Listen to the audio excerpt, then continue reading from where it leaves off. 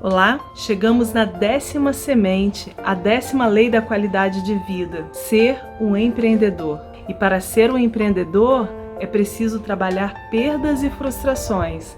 Você é um empreendedor?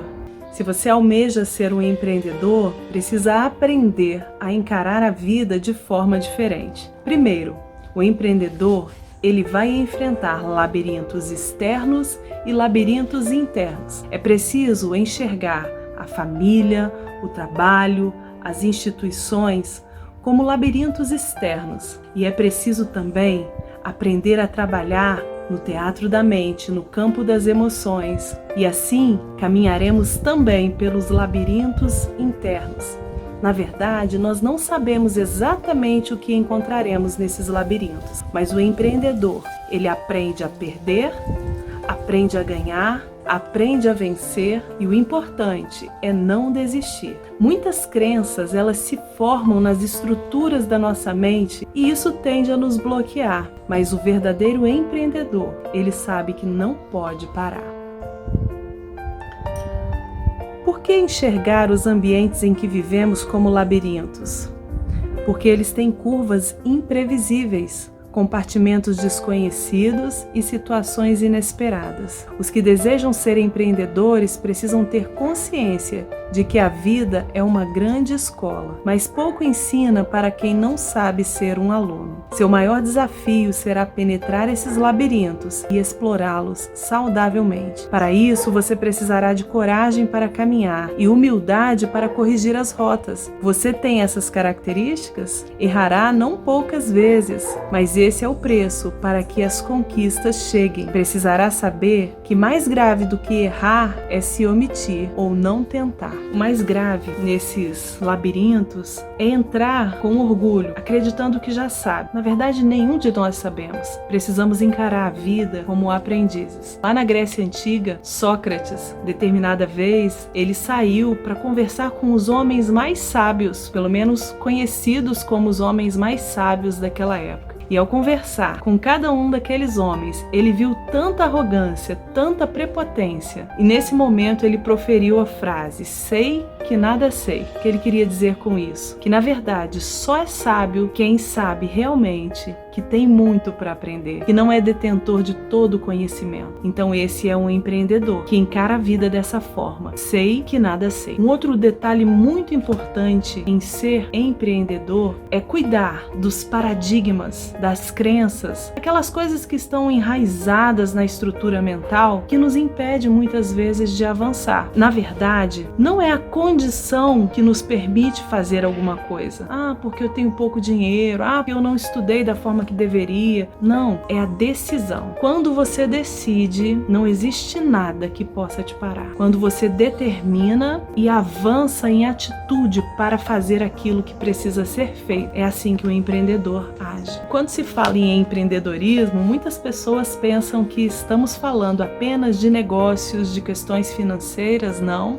O empreendedor é aquele que sabe construir relacionamentos, que sabe investir em pessoas, em si mesmo. Por isso eu gostaria que todos nós trabalhássemos as nossas perdas e frustrações para nos tornarmos empreendedores. Existem alguns maridos que só percebem que o casamento acabou quando a esposa pede o divórcio. Existem algumas esposas que só percebem que perderam o amor do marido quando ele vai embora. Alguns pais que só percebem que existia algum problema com o filho quando ele adoece. Por isso nós precisamos trabalhar para que alcancemos essa visão de um grande líder, para que a gente consiga trabalhar os pequenos problemas, os pequenos defeitos.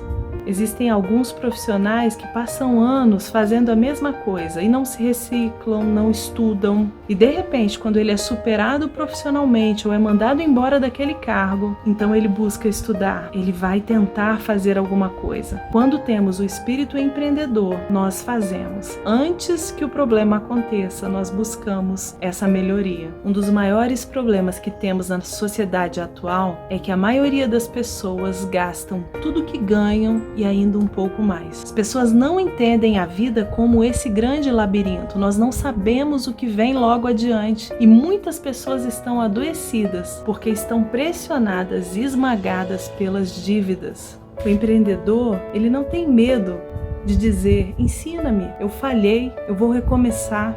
E é exatamente isso que faz dele um empreendedor. Há períodos na vida em que tudo transcorre muito bem, mas existem períodos de muita instabilidade. E é nesse período que se faz um empreendedor. E é nesse ponto, conhecido como ponto de decisão, ponto de inflexão, no momento em que sentimos dor, que queremos parar, o empreendedor ele avança e chega na próxima fase. O derrotado ele realmente para na estrutura que conhecemos como crenças limitantes. Eu não posso prosseguir, eu nunca vou alcançar, eu jamais vou fazer alguma coisa certa. Esse ponto define os vencedores e os perdedores. Olha o que diz aqui: os que sucumbem ao calor de suas dúvidas e inseguranças são os derrotados.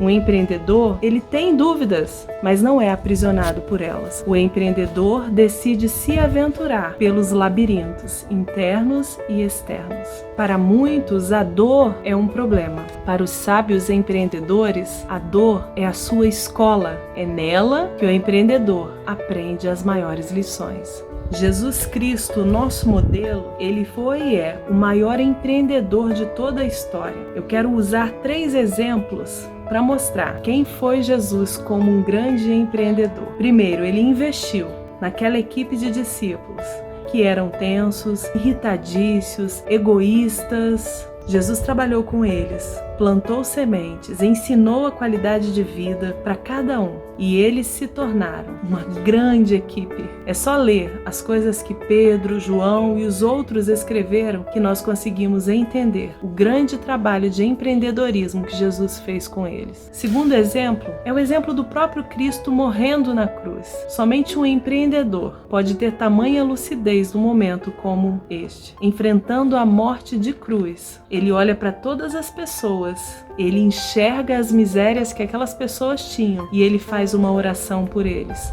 Pai, perdoa, porque eles não sabem o que fazem. Jesus até hoje nos inspira a caminhar como empreendedores, a olhar para o exemplo do Mestre. Eu sou hoje inspirada. Ele disse que nós poderíamos fazer coisas grandes, sendo falhos, gente dependente da graça de Deus, pessoas comuns fazendo coisas extraordinárias. O último exemplo que eu quero dar é o exemplo que está registrado lá em Marcos 10, a partir do verso 50. O cego de Jericó, ele era um mendigo, mas tinha o potencial de um empreendedor. Ao ouvir que Jesus ia passar pelas ruas de Jericó, ele ficou atento e quando escutou o barulho da multidão, ele logo gritou: Cristo, filho de Davi, tenha compaixão de mim.